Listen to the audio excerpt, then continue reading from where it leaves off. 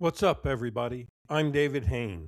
Welcome to episode number 331 of the A2D From Addict to Disciple podcast. If you enjoy this podcast, please like, subscribe, follow, and share the link with your friends. If you'd like to get our curriculum, you can get the paperback or ebook of From Ashes to Destiny on Amazon. Today's episode number 331 is entitled Help! I Keep On Relapsing. And this episode is coming from messages that I've received from guys who've listened to other podcasts or who are going through the From Ashes to Destiny curriculum. And I'm going to be looking at 5 guys' messages. And these 5 guys have pretty much in common. They all have stopped their daily use of drugs, alcohol, or porn. They all have gone to a program or have worked the 12 steps or another therapeutic program.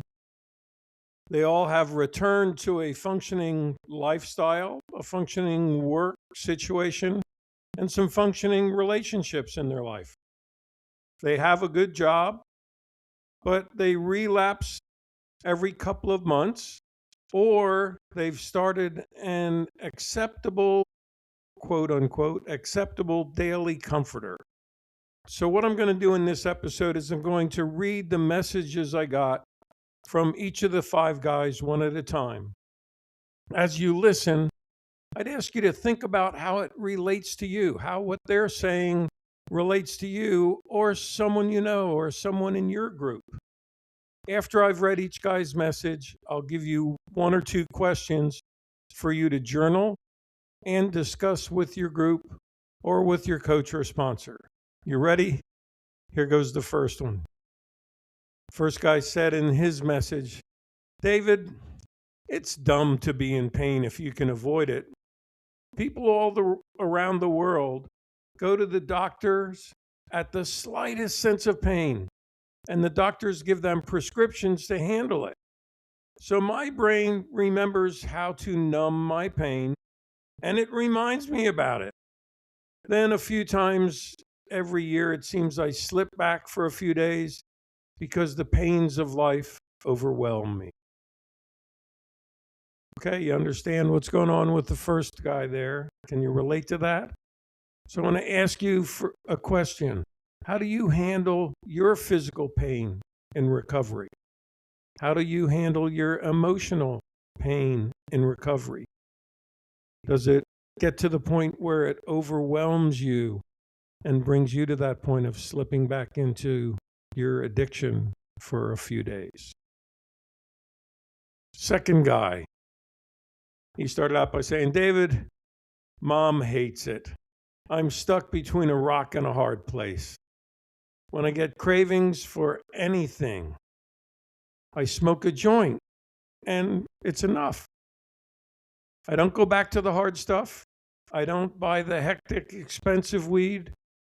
So, David, I don't really relapse every few months. I smoke weed regularly.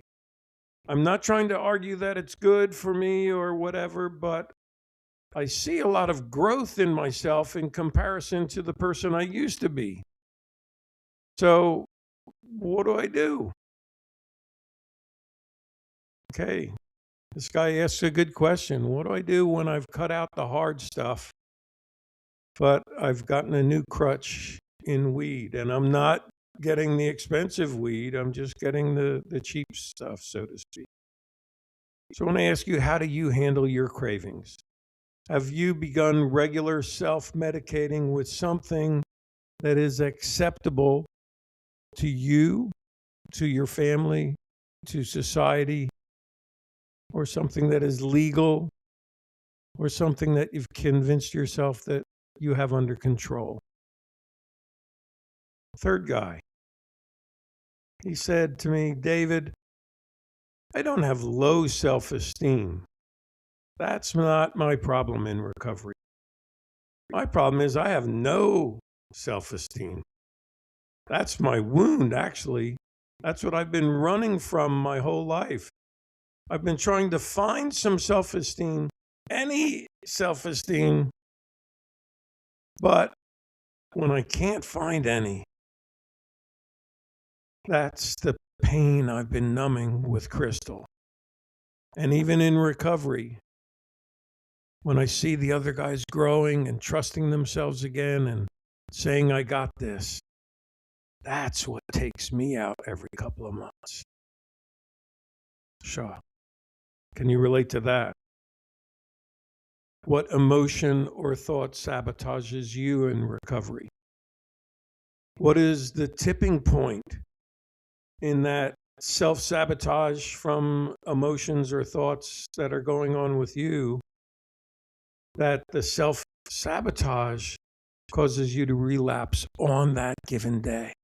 How can you deal with it for 80, 90 days in a row, but then it's like you've reached a tipping point and you've just got to numb it? Fourth guy, he said, David, I know I've changed. I've had transformation. I've been working hard on my character development. But I've realized in my recovery program that my childhood spirit has been broken. My very soul has a gaping hole in it.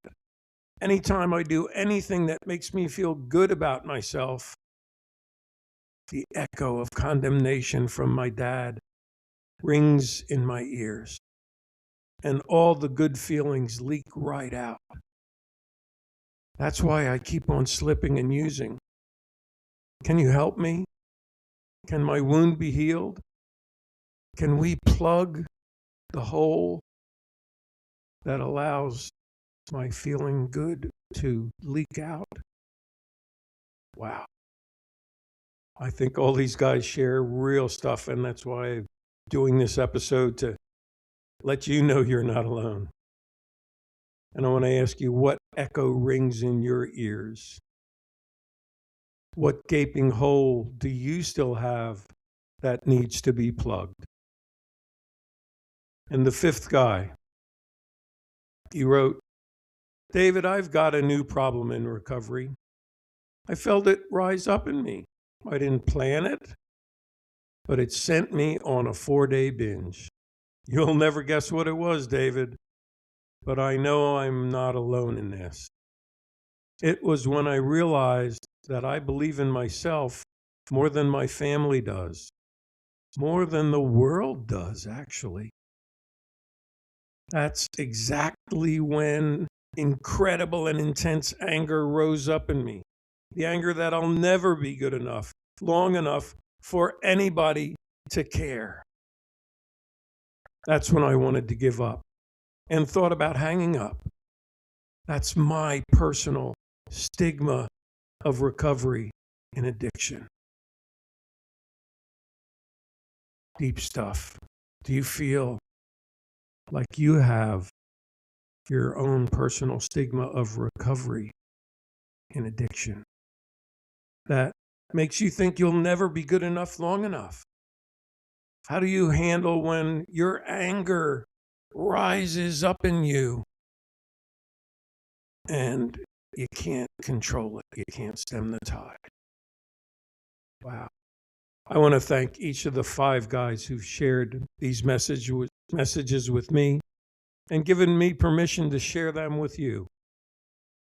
I hope that they've been beneficial to you in your walk in recovery, in your journey, if you've had struggles of relapse and you're trying to figure out why.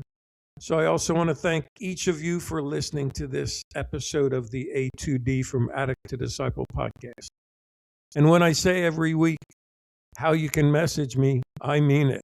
You hear the types of messages I get. So message me at the link in this podcast.